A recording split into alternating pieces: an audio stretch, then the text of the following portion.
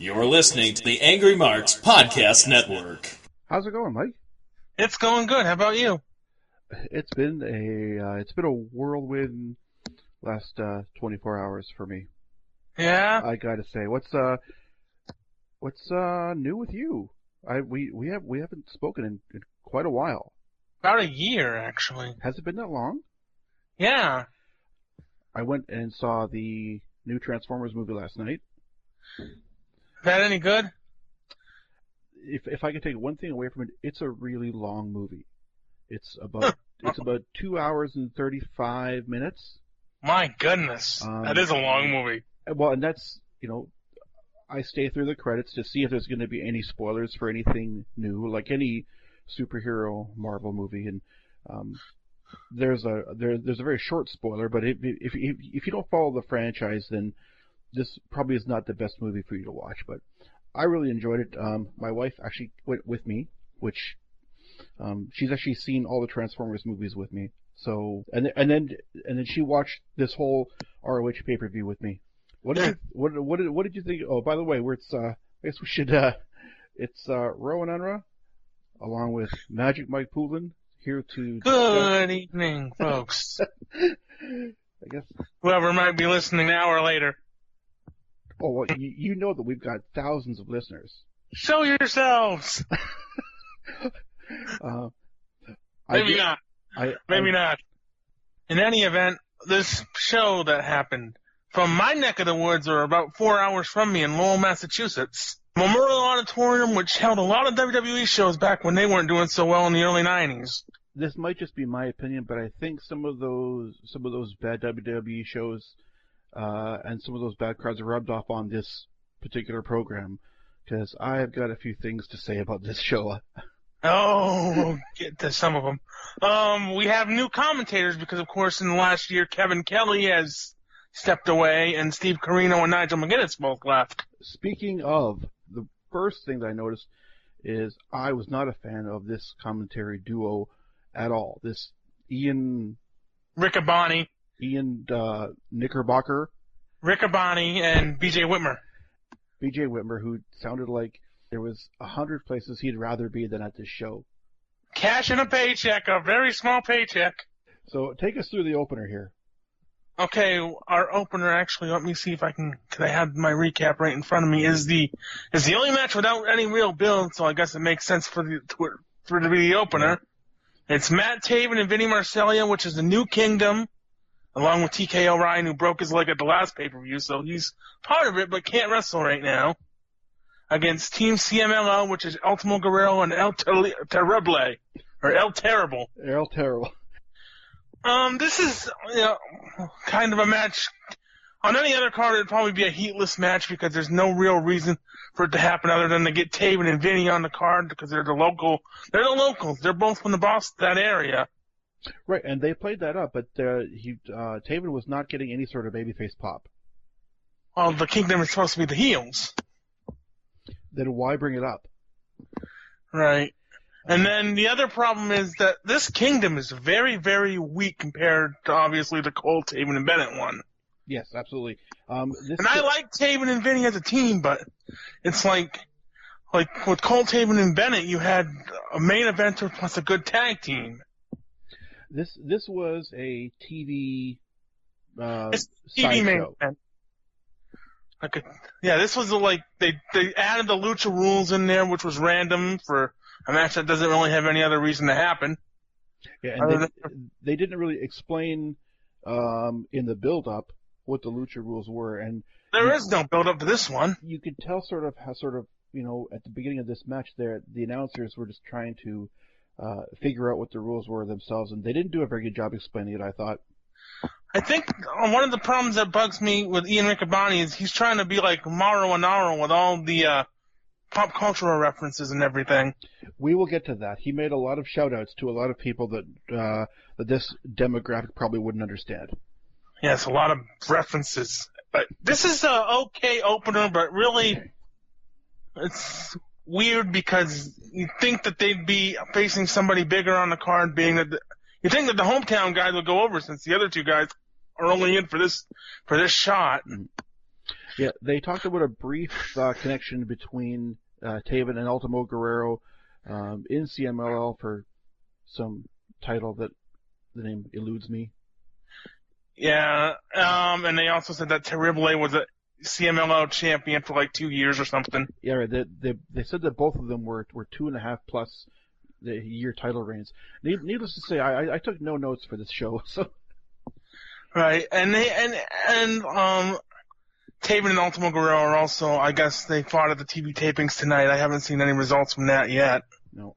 Well, we'll see how it ends up. This is probably just a one-time shot for Guerrero and Terrible. So the one spot I liked was this is my first time seeing Guerrero, and the headstand in the corner. So Taven is sitting in the corner in Bronco Buster position. Guerrero comes running in from the opposite corner. He does a handstand a la, Ultimo Dragon. Falls down into a Bronco Buster, which looked like it sucked. This was a fine match. Like I said, it's just the reason for it fails me because everything else on this show has some sort of build to it. Yeah, there'll be no follow up with this. I mean, there'll be no sort of they won't take it any further than this. So let's move on. Yeah, the Kingdom loses due to Terrible rolling up, or one of the Mexicans rolling up Vinny. So good job on that. That sounds like a movie title. The Mexicans roll up Vinny. A Mexican mob movie. Next, the one we saw was a match that I thought would have been a little bit later on the card because this one did have some build. It was Frankie Kazarian challenging Hangman Adam Page to a strap match. And I like this strap match because a strap match is not one of my favorite gimmicks, but they took away the you must touch all four corners to win. Right. This was not your typical strap match. The guys were not tethered to each other. They each had a piece of strap taped to their wrist. And the good thing is, what I like about these sort of gimmick matches when there's a blood feud is that they don't start off like doing wrestling holds. They do the punch trade. Right. They just started out just trying to whip the hell out of each other. The straps didn't look all that dangerous. They looked like streamers, basically.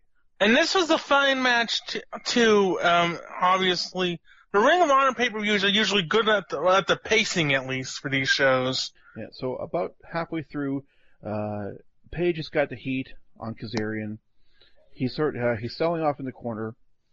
Hangman goes to the other side of the ring, and it looks like from underneath the ring apron, he pulls out another strap, which looks like tacks or nails or staples. Nails, because both Whitmer and Riccaboni are like going nuts about it. Riccaboni's commentary for this match and the main event annoys me because it came off as very biased. There was a lot of overselling, I thought, from Knickerbocker's part. He added nothing to this match. I thought the guys did a really good job in this match. This was probably my match of the night. As far as at least heat goes. Right. So Kazarian gets the win by choking Page out with the strap. Page is on the floor and Kazarian is in the ring. I don't get how that works. They actually did do a couple spots with the nailed up strap. Both guys took turns whipping each other with this strap, and it cut them. Both of their backs got cut open. And then, Kazarian wins. The babyface ends the feud, and we have a video package for the losing team must split up match, losing faction, with the two lower tier factions. Yeah, they got one side of what they called Search and Destroy, which is basically two individual tag teams of the Motor City Machine Guns, and then Jay White and the Botch Machine, Jonathan Gresham. Yep. He earned that name this night. I'm not a fan of Gresham. I've seen some of his work, and yeah. They claimed Jay White's got potential. I like Jay White. I like his stuff. They were really pushing that Gresham has been this 10 to 15 year vet wrestling all over the world. And this is where he ends up. After tonight, I want to see more Caprice Coleman as a single. I think he's been sort of buried in this, Everybody in this match has been kind of buried in this feud for like the last year, pretty much. Oh boy. Now, this is a long-standing feud that's been going on since, I think, like October of last year, pretty much, in different cases, with different guys floating in and out, because it originally started with Dijak, who has since left the company, and Leo Rush was in there for a minute, too, who also has since left the company. So the stipulation in this match is the losing team has to disband, which I never thought was, how does someone go about enforcing this? Especially when two teams on each side are actually legitimate tag teams. Right. So, let's say that the Rebellion, spoiler alert, the Rebellion lost. But let's say, had they won, are the Motor City Machine Guns no longer allowed to be a tag team? Or is it just as a four-man faction? I think it's the faction have to disband. What sort of history does Shelley, Sabin, White, and Gresham have as a faction outside of Shelley and White, they played up, have had some history in, like, Shelley has been, like, helping White out in Ring of Honor in Japan. They played that up a lot. Yeah, at one point, Knickerbocker said that Jay White was living with Alex Shelley. And I thought, what a great way to tell our fans that Jay White's a geek. Huh. Yeah. He can't afford... This guy that we want you to like is a geek. Yeah, right. He can't afford rent. He has to live with one of the stars. Knickerbocker did Jay White no favors by mentioning that. So let's talk about Gresham and the finish of this match. Gresham, I said before, I just don't like his style. I don't think his style translates, to be honest. He's not a very big guy. There's a lot of flying around. And he also does a lot of, like, ground technical wrestling, which usually that would translate well, but when that's pretty much, he's kind of like he's kind of Lance Storm, maybe, except not Canadian. I would say that Lance Storm, even at his current age, is still far crisper than Gresham was in this match. And actually, I'm going to backtrack to the last match because Page throws Irish Whip and then puts his head down for a backdrop. First of all, what are you doing a backdrop for in a strap match? Bad booking. And so Page goes down, his head's down, for what Kazarian just walks around him. Seems like days. And Kazarian just walks to the side and whips him. And looks at him and assesses the situation. And Page's head is still down. And I don't know if he kicked him or gave him an axe handle or what. He hit him with the strap. Oh, well, okay. So they did a strap spot with that. So immediately after this, they get a match where the finish is Gresham tries to do, I forget which member of the Rebellion. Springboard. Right. I think it's probably. Right. He went for a springboard, and he did his best impression of Shelly Martinez. Oh God. And so he jumps, he falls through the ropes initially. And whoops. And he's like hanging on the ropes on the top and middle rope. Time stands still. I don't know who in the Rebellion was in the ring. Maybe it could have been Titus. But Titus just stands there. I think it was Coleman. Was it? Okay, well, whoever it was, they just stand there and wait for Gresham to pick himself up, get his footing again, and do a springboard. Maybe it's just because I'm watching a whole lot of New Japan that I'm finding these little mistakes, and they're infuriating. Gresham has been in Ring of Honor, in and out of there for about a year now. And he's been pretty much in the same spot, and he's the TV job guy, and this is only like a second pay-per-view match, I guess. So their idea is by putting him with these guys, it'll elevate them. Hopefully, yes. And the Machine Guns and Jay White and Gresham win when Gresham does that weird-looking abdominal stretch and Titus taps. Yeah, he grabs the finish is Gresham puts him in some sort of octopus stretch. In the meantime, all the other members of Search and Destroy have every other member of the Rebellion in some sort of submission hold. So, wait, how would the referee have called it if one of them would have tapped out before Rhett?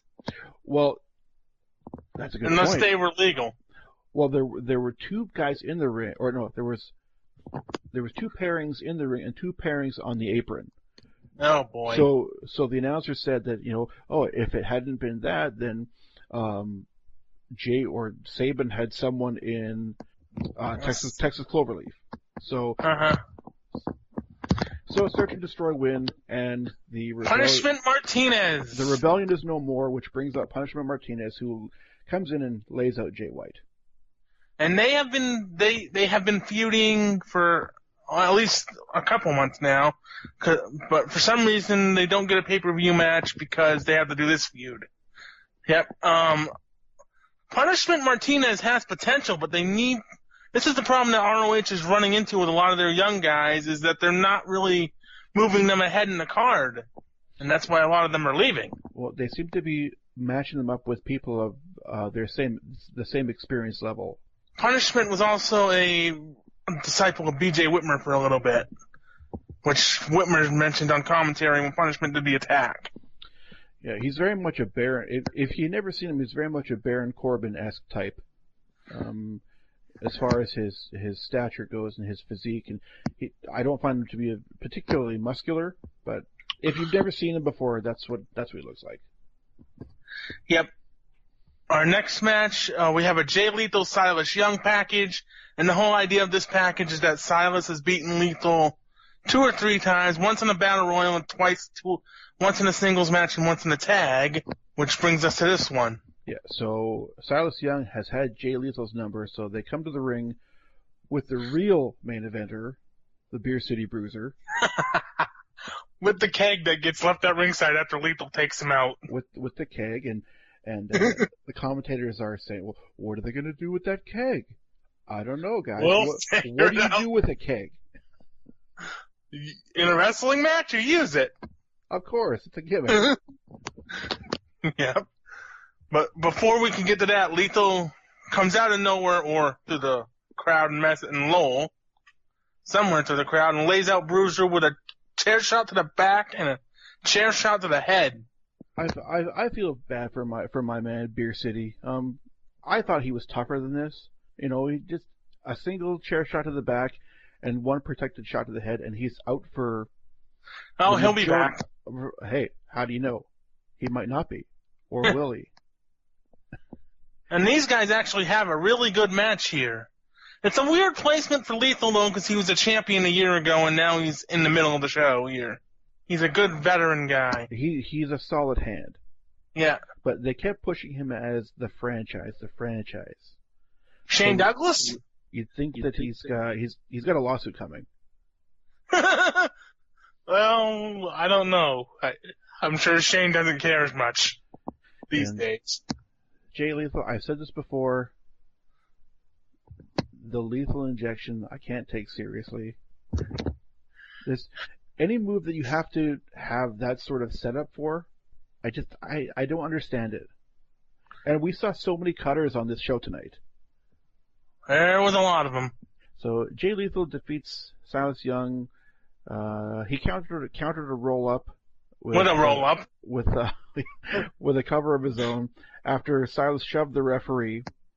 It's because he brought the keg into the ring and was about to stomp Lethal's face into it. But the real story, after the match, we get the best wrestler ever, the Beer City Bruiser, coming back into the ring. Dinty Moore! That was his original name. Dinty Moore. Yep. Is that better or worse than Thoros Marius? Or Thoros Marius? I don't know. I've never heard of that. Eric Rowan, for those that were. Oh, God. I don't know. So immediately after the match, Silas Young lays out Jay Lethal with a really cool looking lariat. It's very much like a Stan Hansen type lariat. And then Beer City Bruiser joins him in a beatdown. They beat him with the keg. And Silas hits Misery on the keg, and then he holds Lethal so Bruiser can splash him twice, and then if that wasn't enough, we get a table spot. Hey, I was impressed. So, okay, well, first of all, they have the keg propped up in between the top and middle ropes. They have Lethal's ribs exposed up against the keg, and Silas is holding his arms so that Beer City can run in and do a bunch of splashes against Lethal up against this keg. And once again, the announcers are like, what are they trying to do? He's going to splash him through the table, Ian. No, they're going to get out a bunch of glasses and they're going to have a round. No, that's after the show. So then they take out what appears to be the shortest table in wrestling history, and they set it up and they put Jay Lethal on, and they're sort of wondering, which one of us is going to do a dive, and we all know what's going to happen. The fans want to see it. The Beer City Bruiser goes up to the top rope, does a top rope splash through the table, total baby facing himself. Yes, we have a video package for the 6-man, which is, built up because, and I'm hearing an echo for a brief second there, but it was built up because the boys cost Jay an 8-man tag match with Los Ingobernables at the last, however you say it, at the last tapings. Los Ingobernables. Alrighty. Anyways, yes. Why would Jay Briscoe be so upset over losing an 8-man tag that meant nothing? The boys got involved and saved Dalton from getting missed, and Jay ended up getting the mist from Bushi. Right, but it didn't cost them the titles. It didn't lead to anything else. It just they got a check mark. They needed opponents for Bowie and the Briscoes for this show. It was a check mark in the loss column. It meant nothing. I don't understand why Jay's such Jay a hothead. Briscoe's a hothead. It gives him a reason to be profane in his promos. That's why WWE will never hire him. If this were real, why not just do Dalton versus Jay Briscoe in a singles match? Because I'm sure they're going to do that eventually. Because they need to get the boys on a pay-per-view. The boys have been on a pay-per-view. They were on the anniversary show back in February. Oh, but March. No, this is their highest profile match to date. Against Bowie and the Briscoes, yeah. So we have Dalton Castle and his tag team partners, the Boys, which were never named, by the way. How long have the Boy Boys, 1 and Boy 2. How long have the Boys been around? How long has Dalton been there? 2 years now? You were around during the Attitude Era, right? So you were around when they had such factions like the Boricuas. Yes, even the Boricuas had names. Savio, Miguel, Jose, and Jesus. See, 20 years later, we still know them.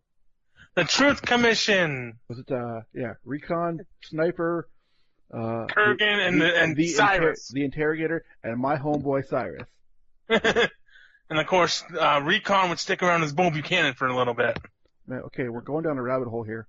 We're going to be here all night. Anyway, on to the match. Dalton Castle and the Boys challenging for the ROH 6-man titles against the Briscoe brothers and Bully Ray. Bully Ray, who debuted back at a live event in New York.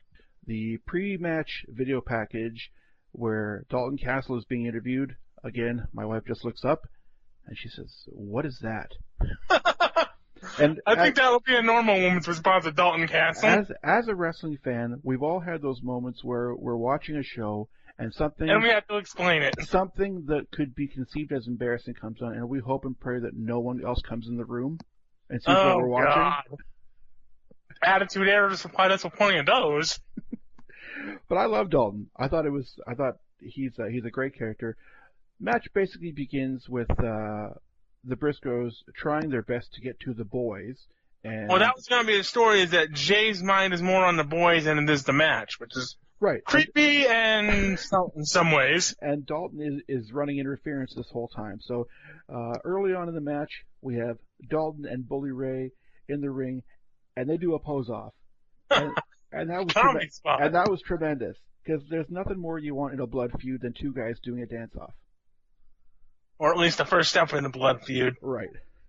But no, I thought overall, I think the story in this match, it was really good, and I think it's going to lead to the holiest of holy beatdowns on the Boys coming their way.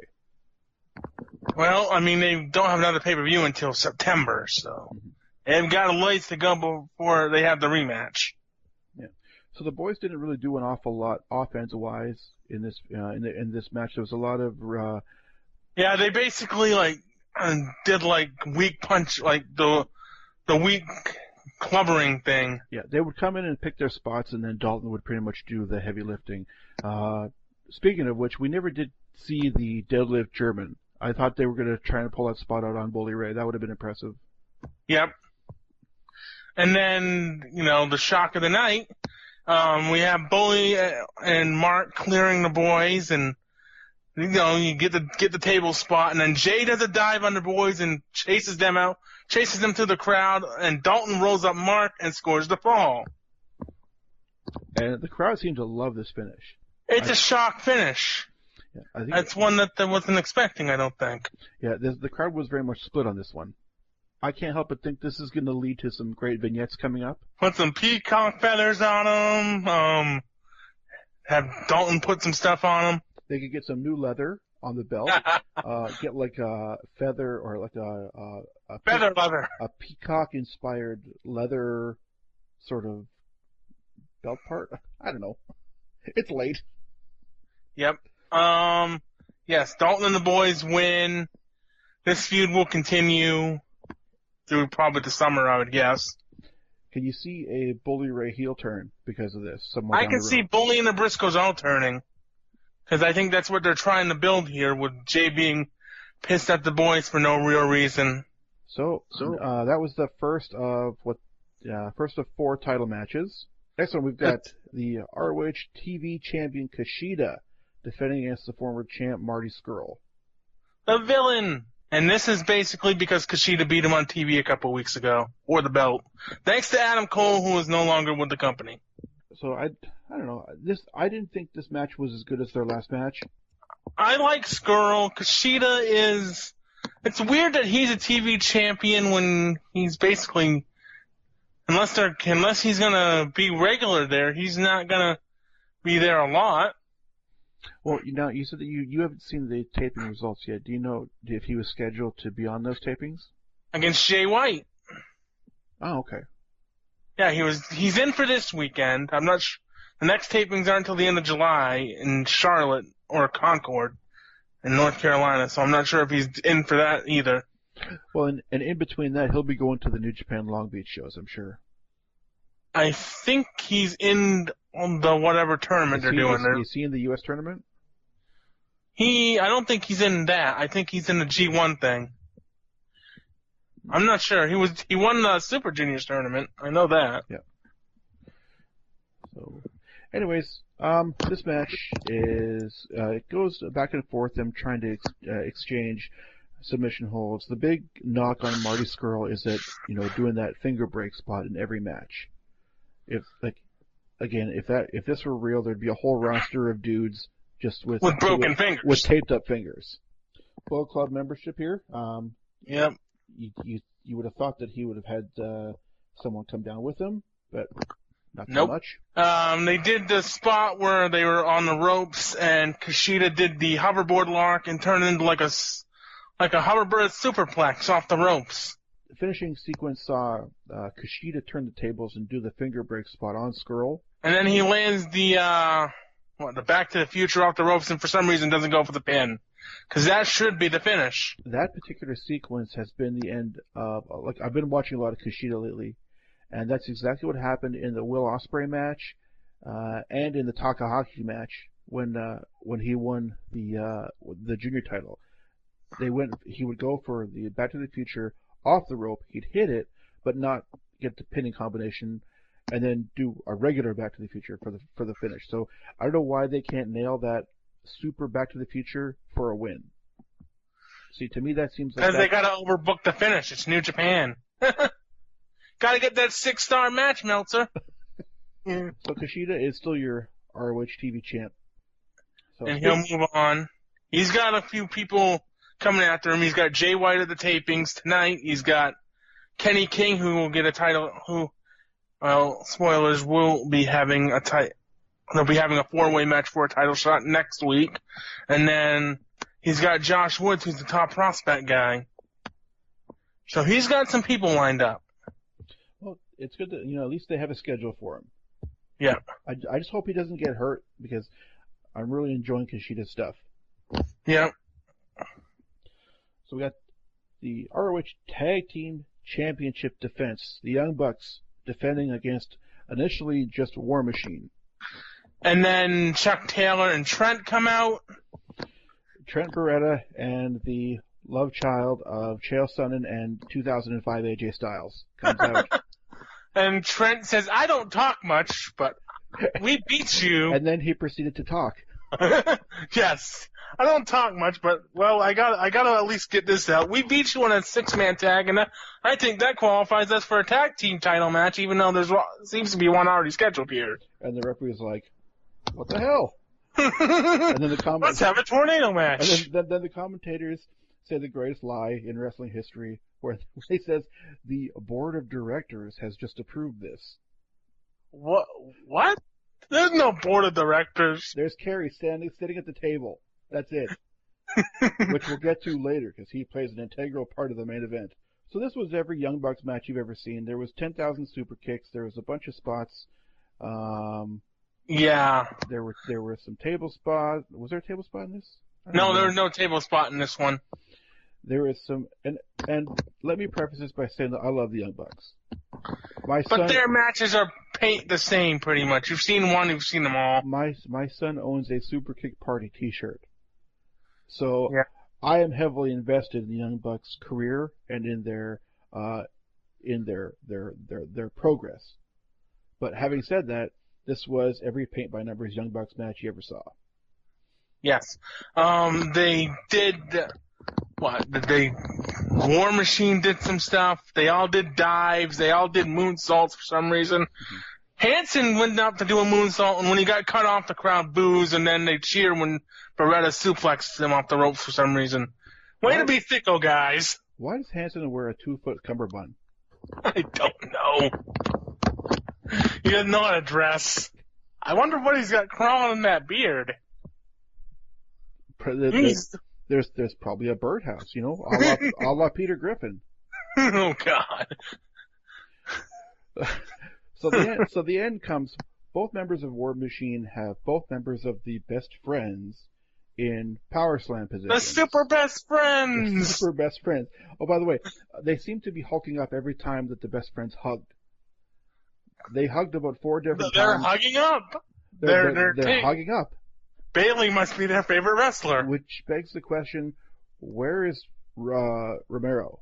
Is Roppongi Vice dead?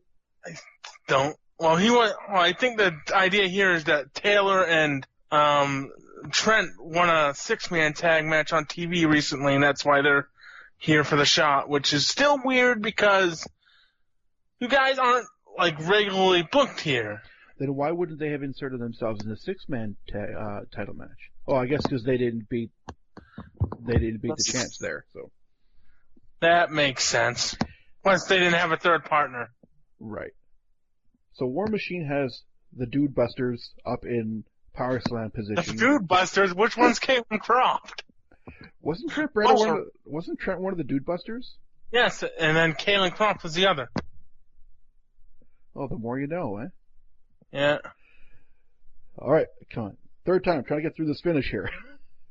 Yes, they go for the double power slam, and the Bucks, for some reason, land the turn it into a double tombstone, and then they super kick War Machine, and they score the pin, even though War Machine's right there and could easily stop it. They had both members of the Best Friends in Power Slam position. The Young Bucks were on the outside. They did a springboard into a double indie taker. Yep. Which led to the finish. Yep. The Bucks retain in a paint by numbers Young Bucks match. And here's the problem here. War Machine's been built up for the last they've dominated on the World of Worlds tour. They've been dominating in Japan, if you were to believe the commentary. They're supposed to get the shot here, but then the Super Best Friends come out and Trent says, "Hey, we beat you guys, but it was a 6-man, and we want to be in this match." Why doesn't War Machine get a say in this? Well, they thought, well, hey, at least we're not taking the fall, so it's not going to damage our stock. We're still IWGP Tag Champs. No, they lost those to the Guerrillas of Destiny. Oh, that's right. Why did I know that?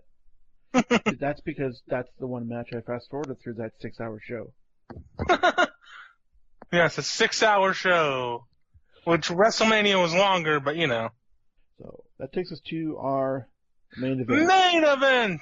Cody and Daniel's video package where Cody, you know, last month there was a triple threat match where Cody got pinned and he's pretty much wheedled his way into this match here. Yeah, so which begs the question for me, who did Cody beat to earn a title shot? Nobody! He beat Kazarian. Wrestling, everybody. Pro wrestling, everybody. Why does Bobby Cruz, his head always looks like a balloon full of jam? Guy's gonna have the best announcer in wrestling with the weirdest looking head. Guy's gonna have a heart attack. Oh no, then Ian Riccaboni's gonna have to ring announce too. Well, then at least I only need to hear him for, 20-second spurts, not for 3 straight hours. Good God. This show really missed Kevin Kelly. Yes, he doesn't. Like he did the past 2 pay-per-views. What was he not available tonight? I don't know. Maybe he had some kid's birthday party to go to. I don't know. Oh boy. Uncle Kevin the Clown. Yeah, sorry, I had to make a pit stop at Chuck E. Cheese. Why? You're an old man. Why would you be there? So this was I found a very underwhelming match. Daniels was getting booed. Cody got busted open the lip hard way pretty early, and he took a walk into the crowd. There was a lot of stalling here. He was kind of like shaking his head. It's like, what am I doing here? This guy's supposed to be a pro. Why am I here? Why am I in this dump of a building? Vince, yeah, all's forgiven. I could be making legitimate money here. That gold suit wasn't so bad.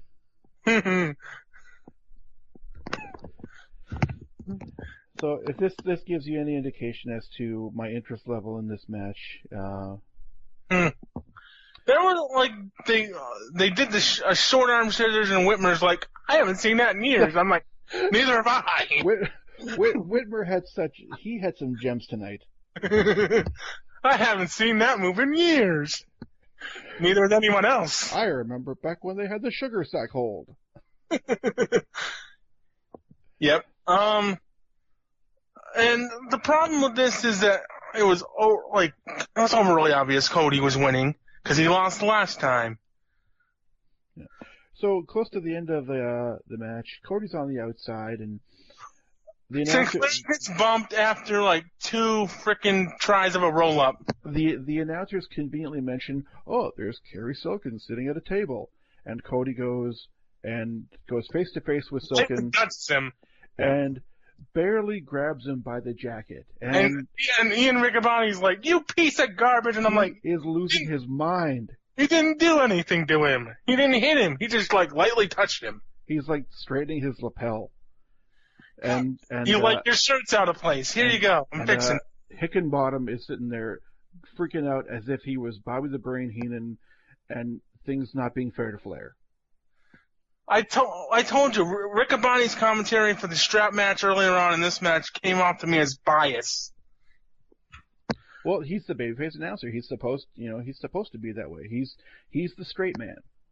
Oh God. And BJ, who's supposed to be a heel commentator, was not very heelish at all. And Ian putting over Daniels when he was coming on and how loyal Daniels is to Ring of Honor, I'm thinking Daniels has left that company 2 or 3 times. And he can't be that loyal. And he's been a number 1 heel for that company how many times? Number 1 singles heel, a number 1 tag team heel. So Whitmer's like, well, I don't agree with a lot of things Cody does, but I wouldn't touch Kerry Silkin. It's like, that's not a very heel thing to say. If he was doing his job, he'd be like, well, that old bastard shouldn't have been there in the first place. And then they do every time they would do a pile driver spot on the apron, Whitmer's like, oh no, obviously. It's the hardest part of the ring. I was praying that we wouldn't get that line, and then I was just waiting for them. Well, if they're going to do that, they're going to say, oh, they've been thrown into the ROH universe. Oh God. It's going to happen. It would make sense. It makes sense for Whitmer to be not wanting to see that spot because that's a spot that pretty much shortened his career when Mike Bennett did it to him a few years ago. The pile driver on the apron. The ref gets bumped. Marty Scurll comes out and with a chair, and Daniels gets it and is about to use it, and then does the Eddie Guerrero tossing it to Cody, and then rolls him up before Sinclair can catch him. Yeah, a completely useless spot if it's not going to lead to the finish. And then Cody lands the cutter on the chair, which isn't a DQ for some reason. And then Kazarian comes out, and he and Scurll brawl to the back, which probably setting up something between those two. And then Cody basically hits 2 crossroads within a matter of minutes and pins him to become the new ROH World Champion. And in true babyface style, confetti and streamers fall from the sky, and everyone's happy. Except Ian Riccaboni. Except Ian Hickenbottom. And Kerry Silken has the unenviable task of presenting Cody with the new belt. I've seen a lot of title changes. This is the first time I've ever seen someone have to present the title to him like he's Dana White. That's pretty much what they do every time somebody wins the world title in Ring of Honor. Is they have Kerry there to present the belt to the new champion, and then the next available show they do the in-ring promo with the new champion. Do they have a banner and raise it to the rafters like they just won the Stanley Cup? Nope. I think Cody would have torn it up at this point. This is a good show overall. I mean, the thing here is that Cody winning was overly obvious because I figured, Daniels was going to be transitional champion anyway. He's been champion for about 4 months. And they kept putting over, by the way, that he's 8-1 defenses. I'm like, I don't think he's had that many defenses. Right. Well, they said that initially he was 0-8-1 what a record. Before he won the title. Amazingly, since he's won the title, that record has improved. You don't say. He's now 8-1. Are you including the match where he won the title? Because I still don't think he's had 8 title defenses in this. I'm no math genius, but I think they're lying. Inflating the numbers, you say? Unless he maybe defended it in Japan somewhere. Well, you know what? He probably defended it against Terry Funk in Amarillo, and then lost it 2 days later. And they never dusty finish. They never acknowledged it. That's how Lance Storm is a 4-time U.S. champ without ever losing the belt. Yay, logic. Pro wrestling, everybody. Overall, I would give this show probably like a B, or like a B or something. If an excellent score is a 4-topping deep dish pizza, and a low score is a bologna sandwich, I give this a bowl of homemade chicken soup. Which would be what, like in the middle, like still pretty low? Well, it's up for interpretation. Yep. It's very subjective. Yeah, and the next pay-per-view is until September in Vegas for Death Before Dishonor. So we got 3 months before we might be talking again. And do we have anything to plug? No one's listening. What? No, of course, no. Hey, sponsors, I can sell anything. Come on to the Mike and Rowan ROH recap show at AngryMarks.com, and we'll sell you something from Stamps.com. Oh boy. Or this show was unofficially brought to you by pork ribs that I had for supper last night. Oh boy. Yes. And on that note, follow me on Twitter at RowanUnra, ROHANUNRAU. I will follow you and we'll converse, and it'll be grand. And I finally got Instagram. My family's been bugging me, so I finally broke down and got Instagram. Yep. You can see me take pictures of my cats. Huh. Meow. Thanks, Mike. Yep. Bye now. You too. You're listening to the Angry Marks Podcast Network.